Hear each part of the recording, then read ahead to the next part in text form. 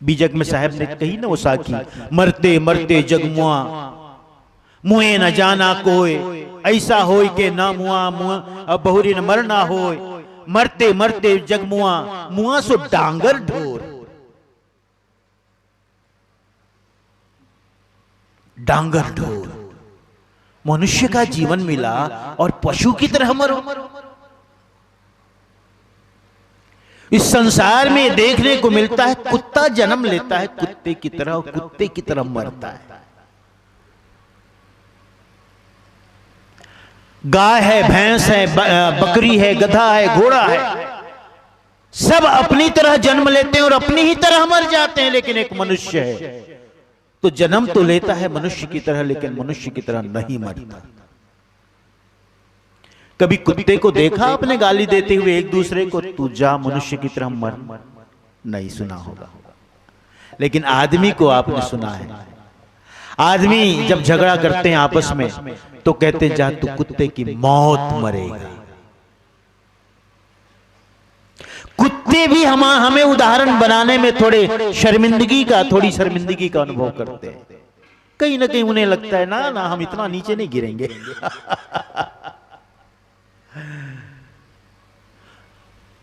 लेकिन मनुष्य को देखो, मनुष्य को देखो। इसलिए मनुष्य का जीवन प्राप्त करके मनुष्यत्व की पहचान करना ये बड़ी बात है। और मनुष्यत्व क्या है इसे जानो। मनुष्यत्व, मनुष्य की पहचान है उसका विवेक। जिसे किसी नीतिकार ने कहा है, आहार निद्रा भय मैथुनंच सामान्य में तत्पशुभिर नराणा धर्मो हि तेषां अधिको विशेषो धर्मेण ही ना पशु भी समाना। कहते आहार, नींद, आहार निद्रा, भय मैथुन, ये चार बातें। आहार निद्रा भय और मैथुन। आहार माने भोजन, निद्रा माने नींद विश्राम, भय माने अपने प्राणों का भय और मैथुन माने संतान उत्पन्न करना, संतति उत्पादन। ये चार बातें पशु में भी है, मनुष्य में भी है। आप भी भोजन करते हो, मनुष्य भी करता है, पशु भी करता है। मनुष्य भी विश्राम करता है, नींद लेता है, पशु भी करता है। मनुष्य को अपने प्राणों का भय है, पशु को भी अपने प्राणों का भय होता है। ये सहज प्रवृत्ति है, प्रकृति की व्यवस्था है। और वंश वृद्धि के लिए मनुष्य भी करता है उपाय और पशु के जीवन में भी है। ये चार बातें मिलती जुलती। अगर सिर्फ ये चार बातें ही मनुष्य में है तो पशु और मनुष्य में कोई भेद हुआ नहीं हुआ। तो भेद क्या है? भेद करने वाली रेखा क्या है, लाइन क्या है? भेद करने वाली लाइन है विवेक मनुष्य का। धर्मो हितेषां, और धर्म का अर्थ यहां पर विवेक से ही है। हिंदू धर्म से, मुस्लिम धर्म से, ईसाई, बौद्ध, जैन, इससे नहीं। धर्म का अर्थ है विवेक, और विवेक का मतलब है अच्छे और बुरे की पहचान, उचित अनुचित की पहचान, खाद्य अखाद्य की पहचान, पेय अपेय की पहचान, कर्म अकर्म की पहचान। ये है विवेक। और इसी से आप पशु से भिन्न हो। और ये भी विवेक जिसके भीतर नहीं है वो मनुष्य के रूप में पशु ही है, पशु ही है। बहुत से ऐसे लोगों को आपने देखा होगा जिनके जीवन में ज्यादा कुछ है नहीं। सुबह उठता है, खेतों को चला जाता है, काम करता है, दिन भर कमाता है, आता है वापस पेट भर खा लेता है, सो जाता है, सुबह फिर वही करना। धर्म की प्रकाश की किरणें उसके जीवन में कहीं स्पर्श तक नहीं करती। धर्म, अध्यात्म, संत गुरु,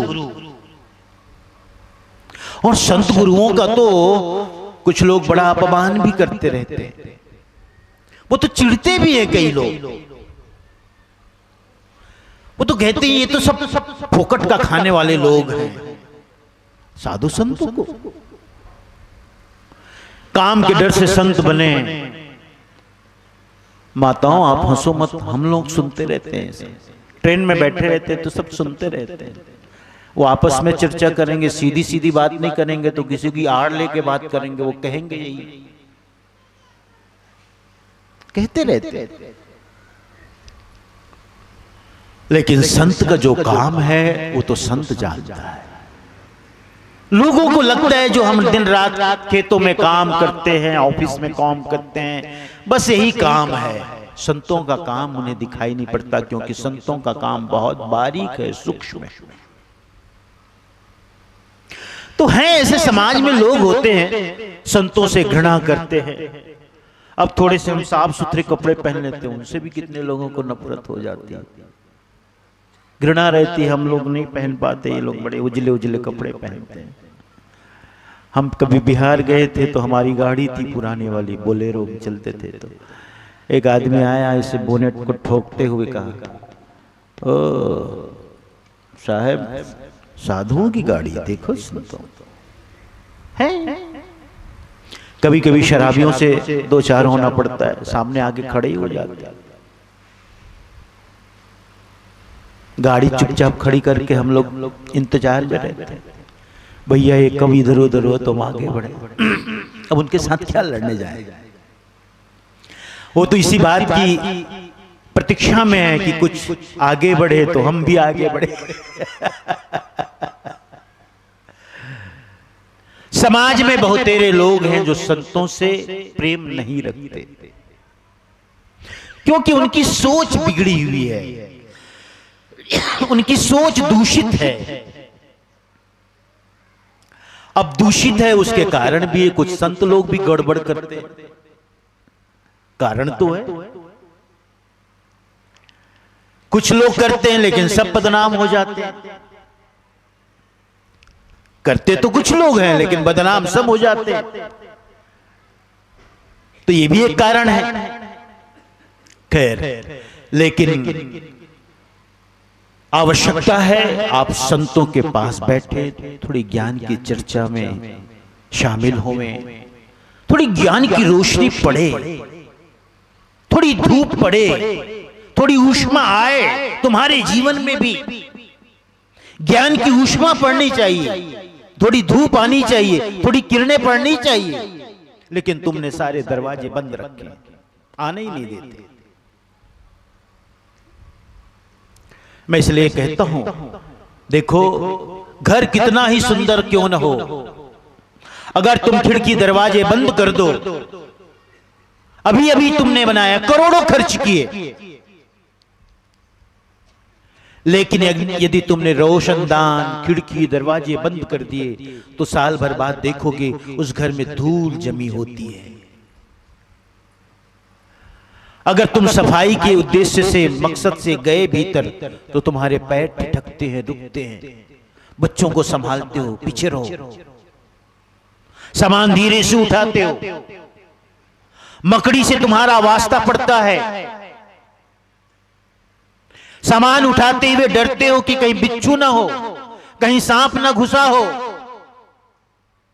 फिर भीतर जाते हो तो वहां से उल्लू निकलता है उड़ता हुआ, चमगादड़ निकलता है उड़ता हुआ। ऐसा क्यों हुआ? घर तो बिल्कुल नया है, अभी अभी तुमने बनाया। एक ही कारण है, तुमने सब दरवाजे बंद कर दिए, रोशनी को, प्रकाश को आने से रोक लिया। जब रोशनी को, प्रकाश को आने से रोकोगे, अंदर अंधेरा होगा, भीतर अंधेरा होगा, अंधकार होगा, तो अंधकार के साथ ही तो आ ही जाएंगे, समा ही जाएंगे। वहां आएंगे कि नहीं बोलो? इसलिए संत महात्माओं को अपने जीवन में आने दो, जीवन रूपी भवन में आ जाने दो। खिड़की दरवाजे बंद मत करो। ये बेशकीमती है भवन तुम्हारा, मनुष्य की देह बेशकीमती है। खिड़कियां खुली रखो, दरवाजे खुली रखो, तुम्हारे जीवन को रोशनी से भर देंगे, प्रकाश से भर देंगे, ज्ञान से भर देंगे, समझ से, बोध से, विवेक से, वैराग्य से भर देने वाले हैं। इनके लिए दरवाजे बंद मत करो, आने दिया करो। संत तुम्हारे गांव आए तो प्रेम से पधरावनी किया करो उसका।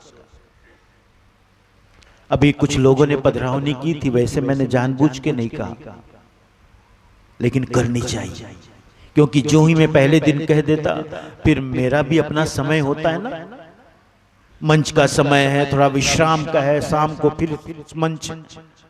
आप पधरावनी के लिए बुलाओगे, ना कहना मुश्किल है, इसलिए मैंने कहा नहीं। लेकिन मैं आपसे कहता हूं, संत गुरुजन आपके गांव आए तो उसे बुलाया करो। संत ज्ञान रूप है, प्रकाश रूप है, शुभ रूप है, मंगल रूप है। उनके आने से जो नेगेटिव एनर्जी है, जो नकारात्मक ऊर्जा है, वो दूर जाती है, क्योंकि संत पॉजिटिव एनर्जी है। सकारात्मक सोच वाले, सकारात्मक ऊर्जा वाले, उन्हें सदा आमंत्रित किया करो, बुलाया करो। कई जगह तो हम अपने संतों के साथ जाते हैं तो कहते साहब यहू कुरियम साहब बिगुल बजा दे, ऊंचो बजा दे, ईंचो बजा दे, सब जगह बजवाते हैं। कारण क्या है?